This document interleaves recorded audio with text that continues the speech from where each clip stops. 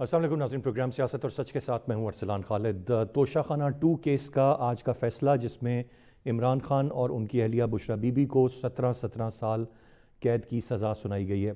इससे पहले 190 million pound case में वो दोनों 14 साल कैद की सज़ा काट रहे हैं और कहा गया है कि ये 17 साल कैद की सज़ा उनकी पहले से जो 14 साल की सज़ा है उसके बाद से शुरू होगी, यानी कि ये कॉन्टीन्यूड एक सज़ा होगी उनके लिए। इस सारे मामले में जो मुख्तलिफ दफ़ात आयद की गई हैं, यहाँ पर अमानत में ख़यानत के तहत 10 साल कैद की सज़ा बनती है, जबकि इंसदाद बदउनवानी एक्ट के तहत 7 साल की सज़ा। तो ये फिर मुकम्मल तौर पर 17 साल की सज़ा हो जाती है। 1,64 करोड़ रुपए का जुर्माना भी उन दोनों पर आयद किया गया है और फिर ये 17 साल कैद की सज़ा के बाद ये कहा गया कि चूँकि इमरान खान साहब और उनकी अहलिया की उम्र ज़्यादा है, लिहाजा इस फ़ैसले में नरमी बरती गई है।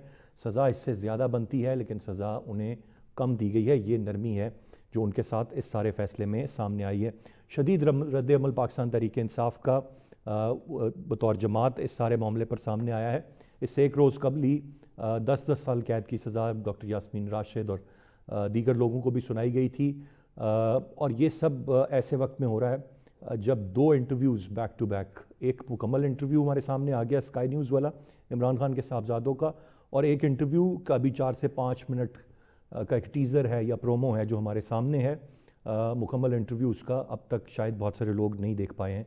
इमरान खान साहब के साहबजादे जो कुछ अर्सा पहले भी एक्टिव हुए थे, उन्होंने पाकिस्तान आने का तस्करा किया था, फिर ये कहा गया कि नहीं वो पाकिस्तान नहीं आ रहे। अब बाज़ाब्ता तौर पर उन्होंने कहा कि उन्होंने वीज़े के लिए दरख्वास्त दे दी है और वो जनवरी के महीने में, अगले महीने में, जो कि चंद दिन बाद शुरू हो जाएगा, उसमें पाकिस्तान आने का इरादा रखते हैं। अथॉरिटीज़ इस मामले पर अपने खदशात रखती हैं कि गो कि वो सियासत से उनके साहबजादों का लेना देना नहीं, वो अपने वालिद से मुलाकात के लिए आएंगे, लेकिन पाकिस्तान तहरीक इंसाफ उसको एक सियासी रंग देने की कोशिश करेगी जिससे बदअमनी होगी। और ये सब उस वक्त में हो रहा है जब इमरान खान साहब से मुलाकात के लिए पाबंदी आयद की गई है, क्योंकि उनकी मुलाकात के बाद कोई खैर की खबर जेल से नहीं आती, कोई खैर की बात बाहर नहीं निकलती और हमेशा हालात ख़राब होते हैं। और हुकूमत ने अब वाज़े किया है कि वो उनको मुलाकात की इजाज़त नहीं देगी। अब इस वक्त जो इमरान खान के साहबजादे इंटरव्यू दे रहे हैं, वो कह रहे हैं कैद तन्हाई में इमरान खान साहब, और उनके पास एक इतना सा सेल है जिसमें बमुश्किल वो खड़े हो सकते हैं, इसके अलावा कुछ नहीं है। और उन्होंने कहा कि ये उनकी बहन जिन्होंने हालिया मुलाकात की थी, उन्होंने ये बात, यानी कि इन बच्चों की फुप्पो ने इन तक पहुँचाई है। मैं चाहूँगा तफसील से इस पूरी की पूरी सूरत हाल पर आज के प्रोग्राम में हम बात करें। एक और अहम इशू जिसको प्रोग्राम के आखिर में मैं डिस्कस करना चाहूँगा वो रहेगा गज़ा में पाकिस्तानी फ़ौज को भेजने की पेशकश हुई है, नहीं हुई है, और बहुत सारी बातें फील्ड मार्शल आसिम मुनीर साहब के अमेरिका के दौरे और ट्रंप से मुलाकात के हवाले से हैं। मैं चाहूँगा कुछ बात प्रोग्राम के इख्तिताम पर हम इस हवाले से भी करें। फिलवक्त प्रोग्राम में हमें ज्वाइन कर रहे हैं नासिर बेग चुगताई साहब, सीनियर सहाफ़ी और तजियाकार हैं। बहुत शुक्रिया सर आपके वक्त का। रियासत अली आज़ाद साहब सीनियर कानूनदान हैं, प्रोग्राम में हमारे साथ मौजूद हैं, और शराज हसनात साहब भी सीनियर सहाफ़ी और तजियाकार हैं, कुछ देर में हमें प्रोग्राम में ज्वाइन करेंगे। बेग साहब, गुफ्तगू का आगाज़ आपसे करते हुए तोशाखाना 2 केस की सज़ा आज की कैसे देख रहे हैं इसे आप, और ये 17 साल कैद की सज़ा 14 साल की सज़ा के बाद टू माई अंडरस्टैंडिंग शुरू होगी। रियासत अली आज़ाद साहब मज़ीद इस पर रोशनी डालेंगे, हमारे साथ हैं। लेकिन अभी ये नरमी है, सज़ा मज़ीद सख्त हो सकती थी क्योंकि उनकी उम्र ज़्यादा है, ज़ईफ़ हैं, इस वजह से ये नरमी की गई है। How do you see it? नरमी वगैरह क्या होती है? सज़ा आपको देना होती है, वो आपने दे दी। आप अताउल्लाह तारर के आपका बयान आप देखें और मिला के पढ़ें उसको, तो 31 ईयर्स की सज़ा हो रही है मजमूई तौर पे। तो उम्र की नरमी कहाँ से रह गई? अच्छा, मैं एक तरह मुख्तलिफ बात करना चाहूँगा कि ये कैसा अलमिया है पाकिस्तान में कि आपका हर मुंतखब वज़ीर आज़म एक बार सज़ा ज़रूर पाता है। एक बार तो आपने फांसी पे लटका दिया एक बंदे को, जी। और बाद में सुप्रीम कोर्ट ने कहा कि भाई गैर कानूनी काम हो गया ये। उसके बाद और भी वाक़यात हुए, नवाज शरीफ, बेनज़ीर भुट्टो, इन सबको सज़ाएँ हुई और ख़त्म हो गई। उसके बाद जरदारी साहब को 11 साल जेल में रखा गया और प्रेसिडेंट हैं वो, दोबारा प्रेसिडेंट बन चुके हैं वो। ऐसे ही और भी बहुत से लोग हैं जो सज़ा सज़ा पा गए और प्राइम मिनिस्टर बन गए, या प्राइम मिनिस्टर थे तो सज़ा पा गए।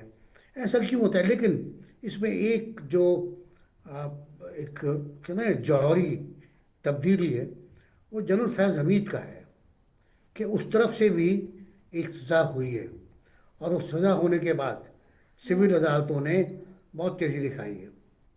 कल का जो वाक़या था उसमें कल के जो बयान था उसमें बताया गया था कि आज कुछ गवाहों के बयान होंगे और उसके बाद फैसला महफूज कर लिया जाएगा।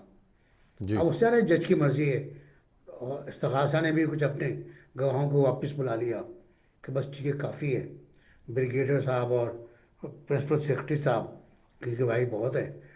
तो जज साहब ने सजा सुना दी, और यकीनी तौर पर वो फैसला लिख कर आए हुए थे, पूरा तफसीली फैसला है, बहुत तफसीली फैसला वो था, जिस पर वो एक महीने से काम भी कर रहे होंगे यकीनी तौर पर। हम्म। तो ये हो गया, लेकिन ये मैं समझता ही हूँ कि इसको आप ये समझें कि ये उसी सिलसिले की कड़ी है जिस सिलसिले में वज़ीर आज़म जुल्फ़िकार अली भुट्टो, वज़ीर आज़म नवाज शरीफ, वज़ीर आज़म बेनज़ीर भुट्टो, प्रेसिडेंट आसिफ जरदारी, ये सब लोग आते गए और फंसते गए और जेल जाते रहे। अब ज़ाहिर है आज़ाद साहब यहाँ बैठे हैं, बताएंगे वो आपको कि क्या प्रोग्राम है, क्या प्लान है। दुनिया ख़त्म नहीं हो गई है, हम्म। दुनिया बाकी है।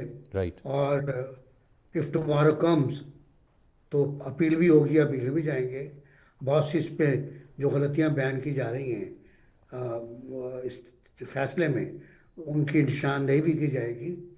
लेकिन इस पूरी सूरत हाल में मैं ये समझता हूँ कि पीटीआई ने क्या किया है। एक बहुत तगड़ी पार्टी, अवामी पार्टी, मैं पार्टी तो नहीं कहूँगा, एक हुजूम था, एक अम्बोह का सीर था, राइट। एक मतलब मोटिवेटेड क्राउड था, एक कहने थे मुझे, बुत परस्ती थी, हम्म। वालिहान, अच्छा। वालिहान। उस ताकत को, उस सरचश्मे को, उस एटमी कुवत को कहाँ ज़ाय कर दिया गया, किस जगह ज़ाय किया गया। आप देखें आज जो, सर बहुत सारे आज लोगों का भी, मानना है कि वो मौजूद है पर दबी हुई है, कहीं ना कहीं हालात का तकाजा नहीं है, ये सर देखें, उठाएगी। बांग्लादेश देख लिया ना आपने, वो दबे हुए नहीं थे, वो हर बार स्ट्राइक बैक करते हैं, वो हर बार स्ट्राइक बैक करते हैं। आज जो उन्होंने स्ट्राइक किया है वो आपको शायद अंदाज़ा नहीं है, वो बहुत ज़बरदस्त है। और पाकिस्तान में भी ये हुआ है, पाकिस्तान में हर पार्टी ने अपनी स्वीट पावर हर मौके पर दिखाई है, यहाँ ज़ाय की गई है। ठीक। यहाँ गंडापुर साहब बार बार आए, हुजूम बड़ा हुजूम लेकर आए, और फिर जो 26 नवंबर हुआ उसका आपको पता है, मुझे पता है कि वो बात तय हो चुकी थी कि कहाँ जाना है और कहाँ से कहाँ चले गए। हम्म। तो ये सूरत हाल ये है कि उसके बाद अंदाज़ा ये होता है कि पीटीआई इस वक्त, उस पर दो ऑप्शन है। एक तो ये है कि वो जारहाना हिकमत अमली इख्तियार करे, जो अब तक नहीं की है उसने, सॉरी। दूसरा है मुज़ाकरात की तरफ जाए। इस वक्त जो तहरीक तहफ़्फ़ुज़ आइन है, एक तो उसका नाम बड़ा अजीब व गरीब है, ये पुराने नाम होते थे। अब जो सूरत है वो क्या, वो लोग क्या कर रहे हैं, चकज़ई साहब क्या कर रहे हैं, राजा साहब क्या कर रहे हैं, और गौहर साहब ये क्यों कह रहे हैं कि मुज़ाहिमत या मुज़ाकरात, फैसला ये करेंगे। तो क्या पीटीआई के पास लीडर नहीं रहे, ये पुराना सवाल है, मैं फिर रख रहा हूँ, क्या पीटीआई के पास लीडर नहीं रहे। अब ये और फिर लीडर, बेग साहब, ये फिर बात बहुत दूर तक जाएगी जब आप अवामी ताकत उनकी बात कर रहे हैं, एहतजाज की बात कर रहे हैं। मैं आपको कहूँगा हमेशा से उनके पास कीबोर्ड वॉरियर्स थे, प्रैक्टिकली तो लोग उनके पास थे ही नहीं। 2014 का धरना मांगे तांगे के चंद लोगों पर जिस तरीके से यहाँ चल रहा था, वी ऑल आर विटनेस, कब उनके पास वो स्ट्रीट पावर थी या वो क्राउड था फिर जो वो तो आके कैमरों का प्रोटेस्ट हमें करे, या हमें वो उस हिदायत तरीके आई से थी वो डट कैमरों जाए की। या खड़ा रहे। अभी जो गंडापुर साहब हजूम लेकर आ रहे थे उसमें अफगान बाशिंदे शामिल थे, उसमें वो किस तरह से क्या मोटिवेट करके लोगों को लाए, उस सरकारी मुलाजमीन की भी ड्यूटियां लगाई गई। तो फिर ये एक बहुत लंबी डिबेट नहीं शायद बेग साहब हो जाएगी if we get into that. नहीं, डिबेट तो होनी चाहिए ना, आप क्या चलें, चाहते मैं हैं ज़रा मैं आगे चल के इस पे ज़रूर हम बात करते हैं, तोशाखाना पे मज़ीद तफसील में जाएंगे। मैं ज़रा सज़ा पे पहले रियासत अली आज़ाद साहब को भी ज़रा शामिल गुफ्तगू करूँ। शराज साहब भी हमारे साथ हैं। आज़ाद साहब, पहले 190 मिलियन पाउंड हो गया, तोशाखाना हो गया, अभी दहशतगर्दी एक्ट के तहत 9 मई बाकी है। 14 साल पहले, 17 साल ये, शायद 14 साल और या पता नहीं कितने। तो बज़ाहिर ऐसा लगता है कि कोई वे फॉरवर्ड, वे आउट है नहीं है पाकिस्तान तहरीक इंसाफ के बानी के पास। और जिस तरह से ये फरमा रहे थे बेग साहब अभी कि ना पूरी तरह से मज़ाहमत है और ना मफाहमत है, तो फिर क्या है? जेल ही है। और वो अब 31 साल हो गई, कल को और बढ़ के 45 साल हो जाए। बिस्मिल्लाहिर्रहमानिर्रहीम। अरसलान भाई, एक चीज मैं बहुत कैटेगरिकली वाजे कर दूं, मैं बेग साहब को भी सुन रहा था, और वो ये है कि जितनी भी सजाएं होती हैं उसकी दो किस्में होती हैं। एक कंकरेंट होती है और एक वो क्या कहते हैं उसको, कंसेक्टिव होती है। तो जी जितनी भी ये सजाएं इनको दी गई हैं ये कंकरेंट है। हाँ, वैसे जमा तफरीक के जैसे आज आपने 17 साल बना ली हैं, ऐसा नहीं होता। जो बड़ी सजा होती वो आपको काटनी होती है, और उसके काटने के दौरान जो छोटी सजा होती वो उसके अंदर मर्ज हो जाती है। तो इसको वैसे टेक्निकली 10 साल सजा ही समझी जाएगी, क्योंकि उसके अंदर भी लॉ है कि जी अगर जो कंडक्ट ऑफ द एक्यूज या कन्विक्ट है उसको माफिया डाल के तो उसमें कमी हो जाती है, और इसमें कोई दिन रात भी नहीं गिने जाते, ये भी एक कॉन्सेप्ट दिया जाता है। तो मैं समझता हूँ कि ये जो सजा हुई है, जी टेक्निकली अगर इसको मैं देखूं तो एक जजमेंट है PLD 2018 supreme court page number 595 Sughra Bibi case, जिसके अंदर ये है कि एक वकूए की एक FIR हो सकती है। उससे पहले वो जो मीर मुर्जा भुट्टो केस था, उसके बाद गनमा भुट्टो केस आया, फिर ये सुगरा बीबी के सारे केसेस को थ्रेश आउट करने के बाद सुप्रीम कोर्ट ने होल्ड कर दिया। तो मैं समझता हूँ कि तोशाखाना 1 होने के बाद तोशाखाना 2 हो नहीं सकता था in the light of this very judgment, क्योंकि जितने भी वहां से उन्होंने वो मामलात किए हैं वो उसकी एक ही FIR हो सकती थी। ये एक टेक्निकल, इसके अंदर एक बहुत बड़ा लीगल क्वेश्चन ऑफ लॉ है जो कि कोर्ट में देखा जाएगा। अब यहाँ पे ट्रायल हो गया। ट्रायल होने के बाद बेग साहब जैसे फरमा रहे थे और आपने भी कहा कि जी इनके पास वे आउट क्या है। वे आउट तो था जो कि अब नहीं रहा, वो 26वीं और 27वीं तरमीम के जरिए खत्म हो गया।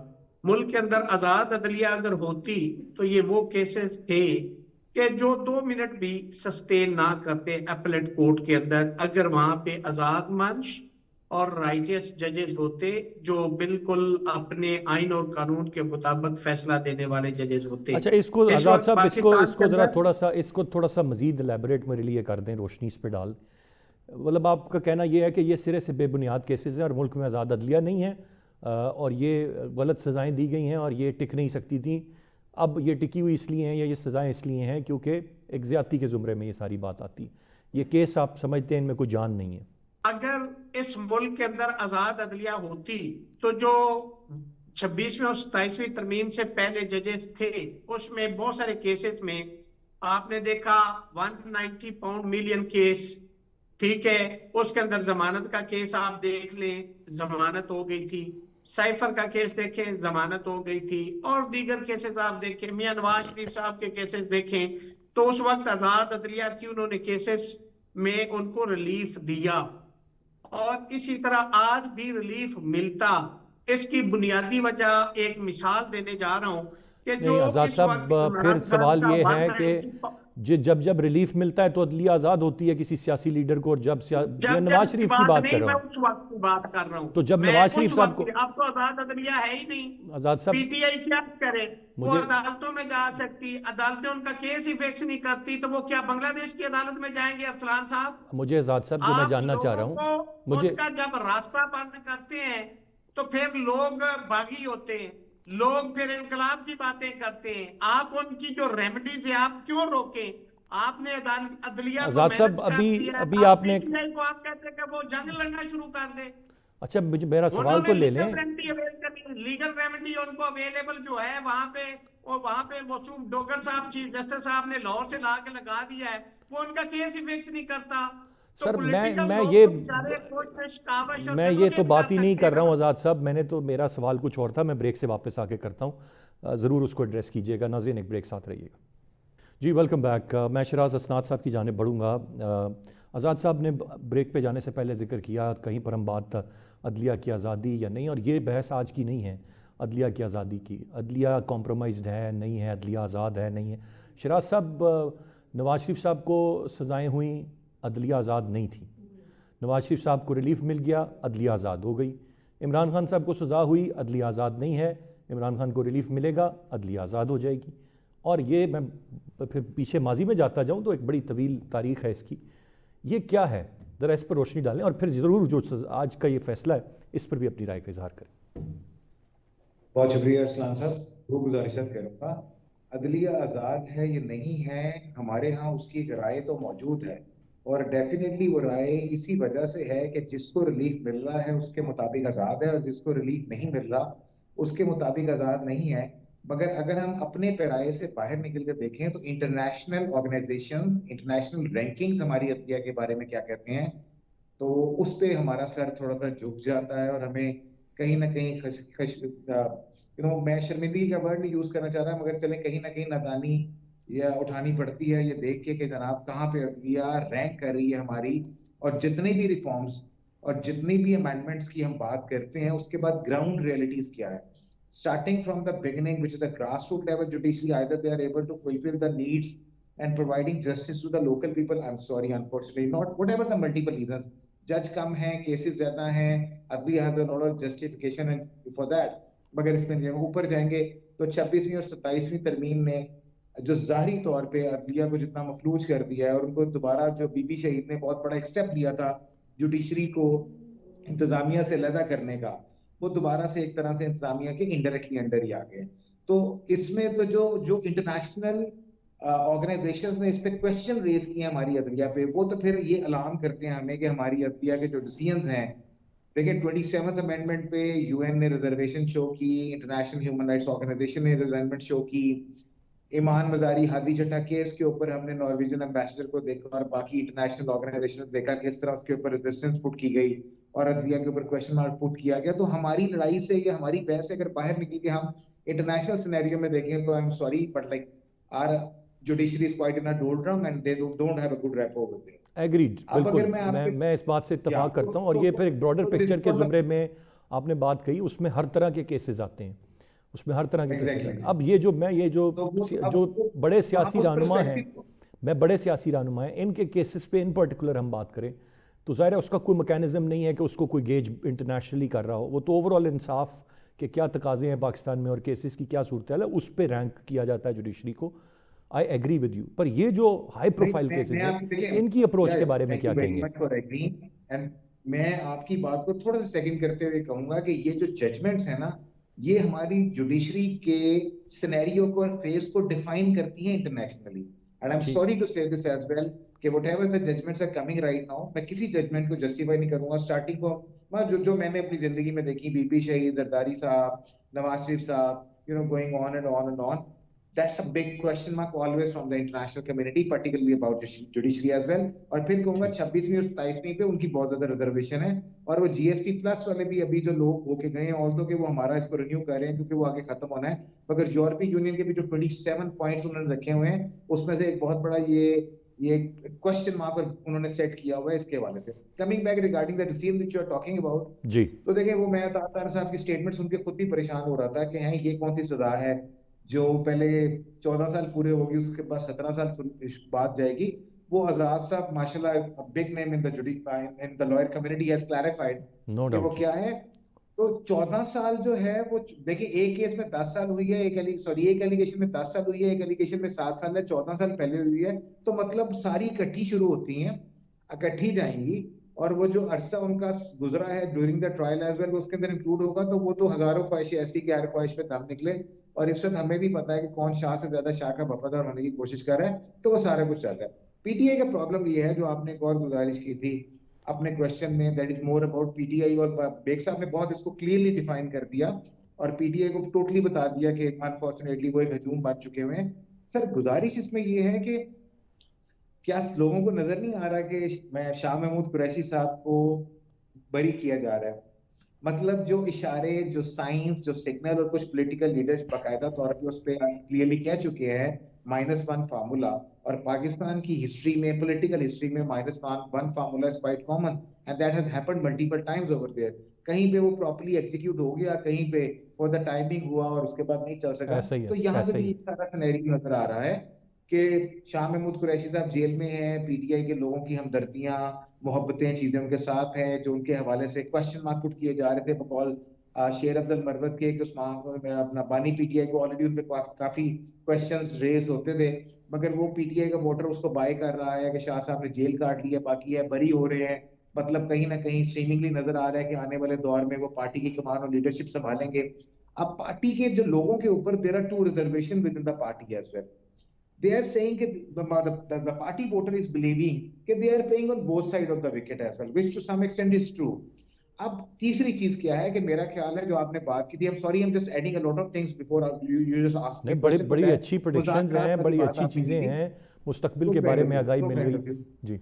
मुज़ाकरात वाली बात आपने की थी, तो मेरा ख्याल ये है कि yes PTI they do have a leadership, मगर that's a very sensible move in a term कि अगर आप तहरीक तहफ़्फ़ुज़ आईन पाकिस्तान को देखें तो अचकज़ई साहब के अलावा कहीं ना कहीं जो बाकी उसके मेंबर हैं, इंक्लूडिंग खोखर साहब, जुबैर उमर साहब, खाकान अब्बासी साहब, मिफ्ता साहब, you know the multiple other people, although they are the critic of government, मगर कहीं ना कहीं जो मुकद्दर हल्के हैं वो इनको उस तरह से डिसलाइक नहीं करते, या कहीं इनकी किसी ना किसी लेवल पे सुनी जाती है।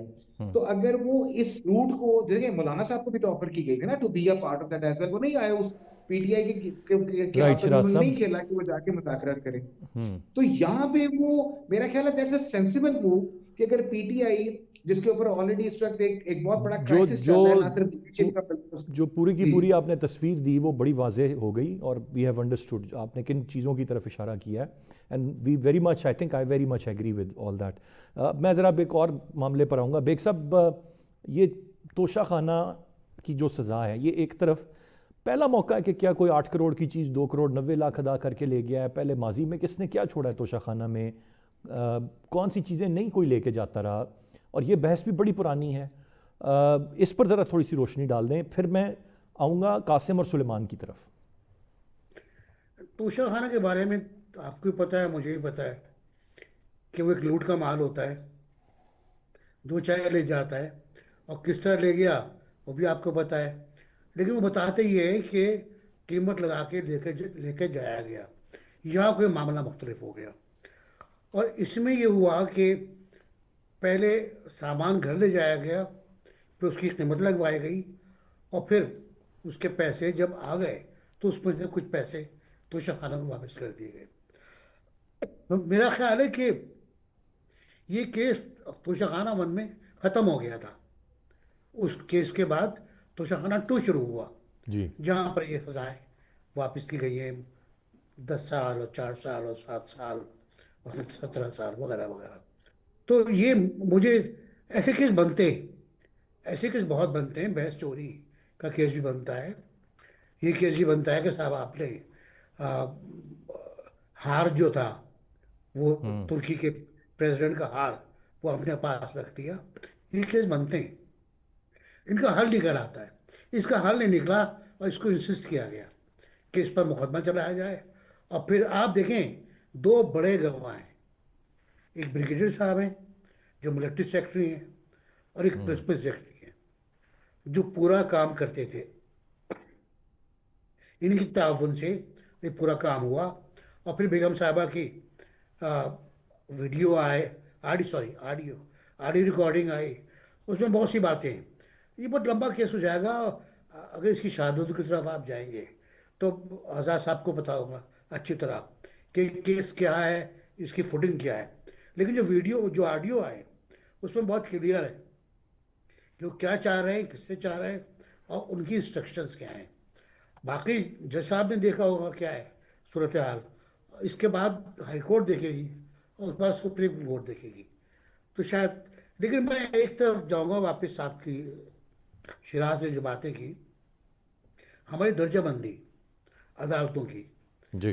तो उसे तोशा खाना को छोड़ें आप, भुट्टो साहब को भी छोड़ दें आप, मैं जाऊंगा जस्टिस मुनीर की तरफ। उस वक्त हमारी दर्जाबंदी क्या थी जब आपने एक कौमी असम्बली तोड़ी और सिंध चीफ कोर्ट ने उसको गैर कानूनी करार दिया और सुप्रीम कोर्ट ने उसे ऐन कानून करार दिया। किंग जॉर्ज के कानून के मुताबिक उसको जायज़ करार दिया और वो असेंबली टूट गई, उसका स्पीकर घर चला गया, उसका प्राइम मिनिस्टर घर चला गया। यानी आपने मशरक़ी पाकिस्तान तोड़ने की पहली ईंट रख दी। वहाँ से तय करें आप कि हमारी अदलिया का किरदार क्या रहा है, उसके बाद दर्जा बदर्जा आते चले जाएं, फिर जस्टिस बंदियाल की तरफ आ जाएं। और बहुत से जज, नसीम हसन शाह भी हैं, अनवार उल हक भी हैं, दूसरे भी हैं। बंदियाल साहब की तिकोनी का जो वो है बेंच, उस तरफ आ जाइए, उससे आपको अंदाज़ा हो जाएगा कि अगर ये केस वहाँ जाता तो बिल्कुल आज़ाद साहब ने सही कहा कि मिनटों में इसका फैसला हो जाता। ये फेक केस उठा के बाहर फेंक दिया जाता, 1 साल नहीं चलता है केस। उसके बाद बंदियाल साहब के बाज़ एक्शंस ऐसे थे जो डिस्कस हुए पार्लियामेंट में, और मैं तो समझता हूँ पार्लियामेंट को इख्तियार है तरामीम का, जो तयम करना चाहें। मैंने तो ये भी कहा था कि पार्लियामेंट को इम्पीचमेंट व जज का इख्तियार होना चाहिए, जो इंडिया में लोकसभा से राज्यसभा जाता है इम्पीचमेंट, और वहाँ होता है। तो इंग्लैंड में भी इस सूरत हाल है। तो हम तो पीछे हैं अभी बहुत से इम्पीचमेंट के मामले में जजों की, और हमें बहुत से जजों को इम्पीच करना पड़ेगा अगर आपको अदलिया की दर्जाबंदी ठीक करनी है। बहुत से पुराने फैसले, बहुत से नए फैसले, इन फैसलों को तोड़ना पड़ेगा आपको। और बेग साहब बिल्कुल सही। अब ज़रा मुझे मैं अर्ज अगर कर रहा हूँ जी जी मैं अर्ज कर रहा हूँ कि उसके बाद उन जजों को कम से कम काले बोर्ड पर उनका नाम लिखें आप, और सुप्रीम कोर्ट बार के बाहर लगा दें कि वो जज थे जिन्होंने इस मुल्क में अदलिया का बेड़ा गर्क किया। मुझे अब ज़रा कासिम और सुलेमान के इंटरव्यूज़ आप कुछ सुने होंगे, कुछ ख़बरों में पढ़ लिए होंगे। ख़बरें तो बल्कि हमें आपसे मिल रही होती हैं फेसबुक पे और बहुत सारी जगह से, बहुत सारी वेबसाइट से ज़्यादा बर वक्त और तेज़ी से। क्या कैसे देख रहे हैं इन इंटरव्यूज़ को आप, और जनवरी में अगर वो आते हैं? बेटे हैं उनके भाई, दोनों उनके बेटे हैं। बहुत बताया गया कि तकरीबन 26 घंटे टोटल उनसे बातचीत हुई है उनकी टेलीफोन पर, मुख्तलिफ मराइल में। अब वो मराइल क्या थे, क्या बातचीत हुई, वालिद ने क्या ब्रीफ किया बेटों को, बेटों से मोहब्बत और बेटियों से मोहब्बत। मैं बेटों को बेटियों को अलग नहीं कर रहा हूँ, एक फितरी जज्बा है और एक इंसानी जज्बा है जो वो लगा। और ज़ाहिर है औलाद जो है वो बाप के लिए फ़िक्रमंद होती है, चाहे उससे मुलाकात हो ना हो। उसी तरह इनकी सूरत हाल है। और मेरा अपना ख्याल ये है कि लेडी जुमैमा ने इनकी अच्छी ट्रेनिंग की है, बहुत अच्छी ट्रेनिंग की है, और वो खातून बहुत फेथफुल थी। उनके साथ जो हुआ उस पर ज़ाहिर है मेरा ख्याल है पाकिस्तानियों को सदमा हुआ था। एनीवे ऐसे ही। अब वो आना चाह रहे हैं, बिल्कुल आए हैं, बिल्कुल उनको आना चाहिए। आज मैं देख रहा था हमारे, अच्छा एक तो ये क्या, एक फैसले के बाद हमारे चैनल्स पर, माफ़ कीजिएगा माजरत चाहता हूँ, लाए लग जाती तबसरा निगारों की। वज़ीर ख़ारजा, वज़ीर दिफा, वज़ीर इत्तलात, वज़ीर सकाफ़ती उमूर, वगैरह, वज़ीर खुराक वगैरह सब आ जाते हैं। वो कहते हैं बिल्कुल सही फैसला है। अरे भाई आप कौन होते कहने वाले सही फैसला है? तो खैर एनीवे, कासिम और को आना चाहिए। और उन्होंने कहा है वज़ीर मुमलिकत बराए उम्र दाखिला ने कि वो अपना कोई नंबर होता है, ट्रैकिंग नंबर, वो भेज दें, हम ट्रैक करके 1 घंटे में उनको वीज़ा दे देंगे और वो आ जाएं पाकिस्तान, कोई मसला नहीं है। लेकिन कोई मसला नहीं बिल्कुल है बेग साहब इसके आपका इसके पॉइंट आ बाद। गया। अब सवाल जो हैं वो सारे जाते हैं रियासत अली आज़ाद साहब की तरफ। मैं ख़ास तौर पे ये जो एक बात है कि हुकूमत कुछ कहती है कि उनको क्या सहूलियात मुयस्सर हैं जेल में, और उनके अपने जानने वालों का कुछ और मानना है। ज़रा इस पर अगर तफसील से आज़ाद साहब एक ब्रेक के बाद रोशनी डाल सकें। नाज़रीन एक ब्रेक साथ रहिएगा। जी वेलकम बैक। रियासत अली आज़ाद साहब, बड़ा वाज़ेह हुकूमत ये दावा करती है कि इमरान खान साहब को जेल में शाहाना सहूलियात हासिल हैं, जबकि उनके साहबजादे या बाकी लोगों का मानना इससे बिल्कुल बरक्स है। उनके साहबजादों का जो इंटरव्यू है, जो एक उसका टीज़र हमने देखा है, वो कह रहे हैं पानी गंदा और बुरा है, हालात नहायत ख़राब हैं, पानी वो ख़ुद साफ़ करते हैं, खाना भी इंतहाई नाकिस है। उनका ये भी कहना है कि अगरचे इमरान खान साहब शिकायत करने वाले शख्स नहीं हैं, लेकिन ये चीज़ें बिल्कुल शाहाना करार नहीं दी जा सकती। हुकूमत कुछ और मौक़िफ़ रखती है। What is this all about? ये है क्या? ये बहुत मुश्किल है जानना या पता लगाना, या हुकूमत इतना सरेआम झूठ बोल सकती है, या उनकी फैमिली को गुमराह किया जा रहा है गलत मालूमात देकर? असलान भाई, इसका बड़ा सादा सा हल है। ये क्वेश्चन ऑफ फैक्ट है। जहाँ पे क्वेश्चन ऑफ फैक्ट हो, उसको किसी कमीशन के जरिए कोर्ट जाए और कोर्ट एक कमीशन मुकर्रर कर दे। वो दोनों पार्टीज का मौक़िफ़ लेके अपनी राय दे दे, दूध का दूध और पानी का पानी हो जाएगा। लेकिन मैं समझता हूं कि जितने भी कैदी हैं या जितने भी हवालाती हैं, जो प्रिजनर्स हैं या कन्विक्ट हैं जेल के अंदर, उन्हें गवर्न करते हैं प्रिजनर रूल्स, और जो जेल मैनुअल है उसके तहत उनको वहां पे ट्रीट किया जाता है। तो देखिए, अगर हुकूमत कहती शहाना उसको सहूलतें, तो फिर वो तो जो पीटीआई मौक़िफ़ देती है वो तो इसके बरअक्स है। जेल जेल होती है, वहां पे ठीक है, कैटेगराइजेशन जरूर है कि कैटेगरी ए है, बी है, सी है, वो भी उसकी क्वालिफिकेशन क्राइटेरिया सर्टन मेंशन कर दिया गया, उसके मुताबिक वहां पे वो कैटेगरीज भी मिलती हैं।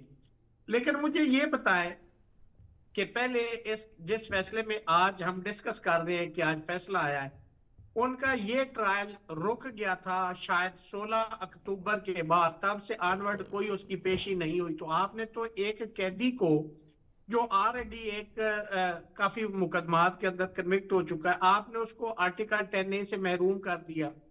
दूसरी बात यह है कि आपने मुलाकात का जो उसका कॉन्स्टिट्यूशन फंडामेंटल राइट है कि जितने भी कैदी और मुलजमान है, आपने उससे भी उसको डिप्राइव कर दिया है।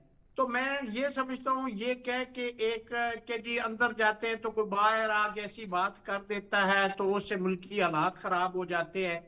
अगर आपको एक शख्स जो कैदी है उससे इतना खौफ है कि आपने उसकी खातर आइन को 26वीं तरमीम के जरिए बदल दिया, 27वीं तरमीम के जरिए बदल दिया, आपने जुडिशल कमीशन बदल दिया, आपने आजाद अदलिया खत्म कर दी, आपने इलेक्शन रूल्स बदल दिए, आपने इलेक्शन एक्ट बदल दिया, आपने क्या क्या नहीं किया, लेकिन इसके बावजूद आप आगे नहीं चल पा रहे, तो इसका मतलब है कि देयर इज समथिंग। तो आपको भी सोचना है। ये सियासी कहती हैं जुल्फ़िकार अली भुट्टो शहीद को इस मुल्क के अंदर एक डिक्टेटर ने इस अदलिया को इस्तेमाल करके एज अ टूल उसको फांसी पे चढ़ा दिया। इसी मुल्क के अंदर नवाज शरीफ के ऊपर उस जज ने फैसले दिए जिसके जी रियाज अली आज़ाद साहब, एक साइड दूसरे साइड से फिर स्टीरियोटाइप फैसले करके, एक आपने इंतहाई पॉपुलर लीडर जो इस मुल्क का सबसे बड़ा पॉपुलर लीडर है और मेजॉरिटी पार्टी का लीडर है, आपने उसको उसके अंदर बंद किया हुआ है। आप उसको जेल में कैसे मुलाकात का राइट नहीं दे सकते? अंदर अगर कोई उसको जाके रिश्तेदार मिलता है, वो सियासी आदमी है, वो अगर सियासी गुफ्तगू नहीं करेगा तो वो क्या आलू प्याज के रेट इनको बताएगा, सब्जियों के रेट बताएगा? भाई वो सियासी बात करेगा। देखिए, दो चीजों को डिस्टिंक्शन करना होगा। अंदर कैदी है और जो से मुलाकात करके बाहर आ रहा है वो आजाद शहरी है, और आजाद शहरी के अपने हकूक हैं, वो कॉन्स्टिट्यूशन चैप्टर नंबर 2 आर्टिकल 8 से 28 देता है, आप उसको भी डिप्राइव नहीं कर सकते। और जो कैदी अंदर बैठा है, आप उसको जेल मैनुअल के तहत दिए गए जितने भी हकूक है, प्रिजनर रूल्स के तहत जितने भी हकूक है, आप उससे डिप्राइव नहीं कर सकते। इसका मतलब है कि आप ये चाहते हैं कि आप मारें और वो रोए भी ना, ये नहीं हो सकता। इसीलिए तो इस मुल्क के अंदर बदअमनी और लॉलेसनेस है। और अगर आप इस मुल्क को आगे लेके चलना चाहते हैं तो इस मुल्क के अंदर रूल ऑफ लॉ, आइन और कानून की बालादस्ती, सुप्रीमेसी ऑफ कॉन्स्टिट्यूशन जब तक नहीं होगी। देखिए, आपने आइन तो बदल लिया, लेकिन आपकी पार्लियामेंट के अंदर मेजॉरिटी को कोई शख्स मानने के लिए तैयार नहीं है। आपने वो सीटें जो पीटीआई एंटाइटल थी, आपने वो सीटें उनको नहीं दी, आपने दूसरी पॉलिटिकल पार्टीज को भीख में बांट दी है। वो किस लॉ के तहत दी है? भाई ये बहुत बिग क्वेश्चन मार्क है। तो इन तमाम चीजों को सामने रखते हुए मैं समझता हूं कि ये इस मुल्क के साथ, और नौजवान जो हमारे इस मुल्क का सरमाया, जो आज ये चाहते हैं कि मुझे कोई ऐसी डिग्री करनी कि मुझे मुल्क से बाहर जाना है, वो ये नहीं चाहता कि मैं मुल्क के अंदर रहना चाहता हूं। तो ये जो हुब्बुल वतनी का आंसर है, इसको नुकसान पहुंच रहा है। इस पे अपोजिशन को भी, गवर्नमेंट को भी और ताकतवर हलकों को भी सोचना है कि हमें इस मुल्क के साथ लोगों की आइंदा आने वाली नस्ल की मोहब्बत को 11 गुना बढ़ाना है, ना कि वो लोग इस सिस्टम से, इस सेटअप से मुतनफर हो जाएं। तो ठीक है आजाद इमरान साहब। खान का राइट है मुलाकात, और हुकूमत आके रोज आके पॉलिसियां, इनका हुकूमत के जो गुजरा है उनका क्या तलक बनता है कि वो इसके ऊपर करे, जब जेल मैनुअल है, जेल बिल्कुल सही अथॉरिटीज सर। है। ये तो उनके और कैदी के दरमियान मामला है। आप आके ठीक। या तो आप कहना कि हम ही जेल में भी ट्रीट हम करेंगे, कैदियों को भी हम ट्रीट करेंगे, हुकूमत भी हम चलाएंगे और अपोजिशन भी हम करेंगे, तो फिर तो जो मर्जी आप करते रहे। लेकिन अगर आपने कैटेगराइजेशन कर दी गई है तो हर शख्स को अपने डोमेन के अंदर रह के करना है, तो तब ही ये मुल्क आगे जा सकता है। अदरवाइज जो इस मुल्क की हालत हो चुकी है, अल्लाह ये ताला इस आपने पे बड़ी अच्छी रहम बात की। ये करम हम फरमाए। हम तो दुआ गो हैं, हम तो इस 1947 में मुल्क से ये मोहब्बत बात तो करते हैं, हमें इस मुल्क पल्ले के बांधनी इदारों से चाहिए थी मोहब्बत कि हर करते हैं। कोई अपनी डोमेन में रह के काम करे। और ये 2025-26 शुरू होने वाला है, ये एक चीज़ हमने नहीं समझी थ्रू आउट। इसी से प्रॉब्लम्स हैं। आप राइटली पॉइंटेड आज़ाद साहब, ये बड़ा आपने जो जड़ है ना उसको पकड़ लिया आप। मैं शराज साहब आपसे जानना चाहूँगा सर, व्हाट्स योर टेक, ये जो अब दोनों साहबजादे पहले एक्टिव हुए थे, इमरान खान साहब के साहबजादे, लेकिन फिर खामोशी हो गई। अब एक पूरी क्या आपने कहा जिस तरह से एक पूरी क़यादत यहाँ पर उनकी है, उन पर एतमाद नहीं है कि उनकी जो हमशीरा हैं उनको पेश पेश होना पड़ता है। अब उनके साहबजादों को कदम आगे रखना पड़ रहा है कि मामलात को किसी तरीके से वो बेहतरी की तरफ लेके जाएं या कुछ। ये क्या है सारा? क्योंकि after one interview another interview, शायद will see more interviews in the coming days and then them coming to Pakistan in next month. Thank you very much, Aslan sir. Yes, you can see multiple interviews going on in the coming days, but like where they are giving interviews, either any Pakistani media is giving it, like it's more on a debate on social media and something internationally, but this is a fact. But this is a fact that the government needs to understand. Number one. Number two, आजाद साहब ने आपको लिखी बहुत सारी चीजें clarify कर दी, but the problem which is existing over here, unfortunately, where is law, where is constitution, but that's the answer for every question. तो जहाँ पे हम लॉज की बात करते हैं, कॉन्स्टिट्यूशन की बात करते हैं और पर्टिकुलरली उनकी इम्प्लीमेंटेशन की बात करते हैं, तो मतलब you are making the law and the constitution and the institution strong. मगर इंस्टीट्यूशंस के ऊपर तो फिर क्वेश्चन मार्क आ गया, और इंस्टीट्यूशंस को किसने दूर करना था? उस जुडिशरी ने, जिसके ऊपर अगेन बहुत बड़े बड़े क्वेश्चन मार्क्स आ गए आफ्टर 26 एंड 27 अमेंडमेंट। अब थोड़ा सा मैं आपसे बात करूं इमरान खान साहब के साहबजादों की। तो पहले जो थ्रेट्स, इनडायरेक्ट थ्रेट्स दिए गए थे from the government level, like, और कुछ यकीन दहानियां कराई गई थी, उसके बाद वो पीछे हटे। मगर यह the situation is quite worsening. मैं वैसे आजाद साहब से एक्सपेक्ट नहीं कर रहा था कि वो कहते हैं कि अदलिया कमीशन बना दे। अभी खुद वो अदलिया के ऊपर एक बहुत बड़ा क्वेश्चन मार्क पुट कर रहे थे। तो जो कमीशन बनेगा, वो कमीशन आगे फिर ये रिपोर्ट देता है कि yes what the government is saying that's all right, और ऐसी कोई बात नहीं है, तो फिर वो इनके लिए और मसाइल का शिकार होंगे, और again commission would be a compromise one, like there good will be good an point. Allegation again over there. इसका जो मेन हल है वो आजाद ये साहब है कुछ कि कहना चाह रहे हैं, जरा सुन ले एक सेकंड जी आजाद जी साहब। जी आजाद जी साहब। जी फिराज जी भाई, मुझे जी कमीशन बना दे, मैं मेरिट पे रिपोर्ट दूंगा, मैं तो कंप्रोमाइज नहीं दूंगा, मैं तो मेरिट पे रिपोर्ट सबमिट नहीं नहीं करूंगा। नहीं फिर आप नहीं लेकिन ज्यादती वो की मुझे रिपोर्ट भी करने देंगे? दे। नहीं। क्या खूबसूरत बात की कि जिस बंदे के ऊपर सबसे ज्यादा ऑपोजिशन गवर्नमेंट को इस वक्त इतराज है, उसी को आप कमीशन बनाते हैं। वाह वाह वाह। और अदलिया को, सॉरी मैं माफी चाहूंगा, गवर्नमेंट तो बात की बात है, अदलिया को जिस पे इतराज है आप उन्हीं को कमीशन बना रहे हैं। आजाद साहब, ना ना ऐसी ज्यादती आप अदलिया के साथ ना करें, तो उन्हें थोड़ा सा कम से कम सांस लेने दें। राइट तो शराज साहब, प्लीज कंटिन्यू। कमिंग बैक, सो मेरा नहीं ख्याल गवर्नमेंट किसी भी सूरत इमरान खान के बच्चों को पाकिस्तान आने देगी। That's my stance, may be I am wrong for that. और अगर उनके बच्चे पाकिस्तान आ जाते हैं तो that will be more tough time for the government as well. मगर अच्छी चीज ये है कि कहीं ना कहीं आइदर थ्रू तरीके तफज़ आने पाकिस्तान, जब मल्टीपल रिसोर्सेज, कहीं ना कहीं थोड़ा सा बातचीत का रास्ता चल रहा है। गवर्नमेंट के हलकों में भी कई संजीदा लोग हैं जो चाहते हैं कि कहीं ना कहीं चीजें सेटल डाउन हों। दूसरी साइड पे भी कई लोग हैं, मगर प्रॉब्लम सिर्फ ये है, which is like again I believe that this is the constitution right of either a prisoner, convict और एवरी अदर सिटीजन कि वो जो करना चाहे। मैं वसीउल्लाह खान साहब के कॉलम का एक रेफरेंस दूंगा जिसमें उन्होंने कहा था कि पाकिस्तान का सबसे ताकतवर तरीन शख्स कौन है, एंड इट वाज सरप्राइजिंग। तो जब वो मैंने पढ़ा और सुना तो पता चला कि जो जेल सुप्रीडेंट डयाला जेल है वो पाकिस्तान का सबसे ताकतवर शख्स है, क्योंकि ना वो गवर्नमेंट की मानता है ना अदलिया की मानता है, और वो जो चाहता है वही हो रहा है इस मुल्क में इस वक्त। तो exactly this is a fact कि उसकी रिजर्वेशन है उस मुलाकात के ऊपर, उसी रिजर्वेशन को ना अदलिया की बात वो मान रहा है और ना गवर्नमेंट उसकी रिजर्वेशन को लेके चल रही है कि जनाब पॉलिटिकल टॉक नहीं हो सकती।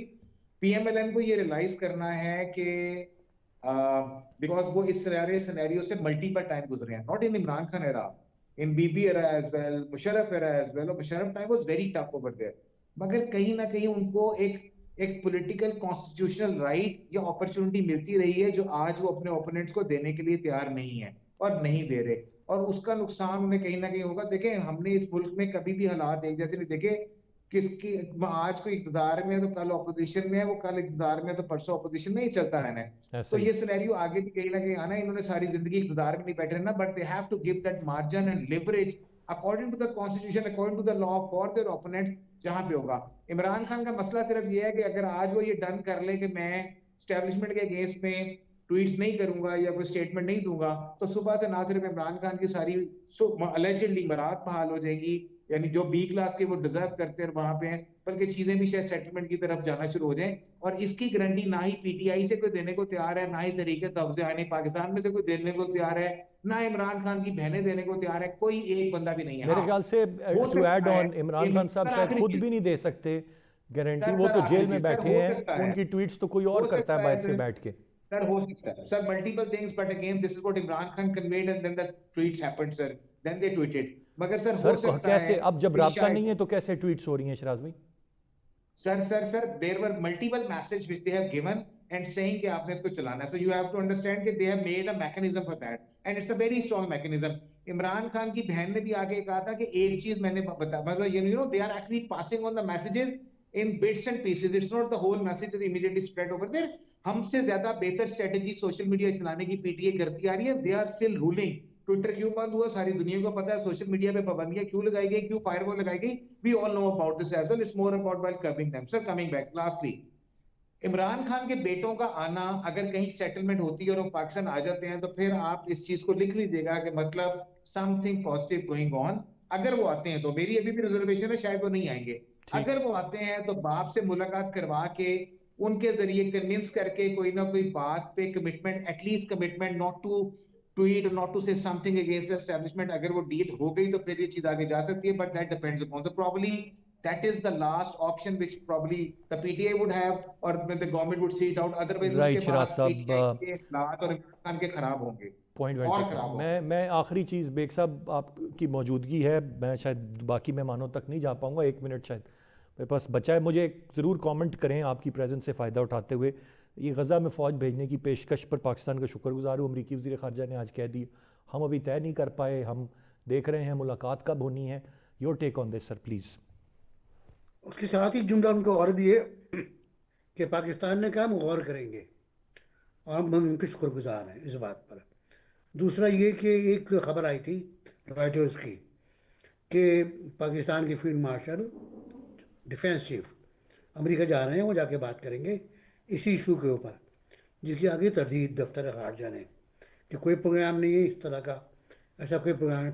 पाकिस्तान की अपनी कुछ कंडीशंस हैं, पाकिस्तान ने कभी इस तरह मेरा ख्याल है फ़ौज नहीं भेजी, इस पर खासा अख्तलाफ भी रहा है हुकूमतों के दरमियान, और इस बार भी कंडीशंस हैं कि किस तरह फ़ौज जाएगी और इसराइल के बॉर्डर पे रहेगी और फ़लस्तीनियों का दिफा करेगी।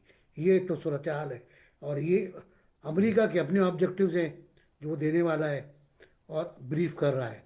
कतर, तुर्की और शायद एक और मुल्क, ये तीनों मिलने वाले हैं वाशिंगटन में इस फोर्स को हतमी शक्ल देने के लिए।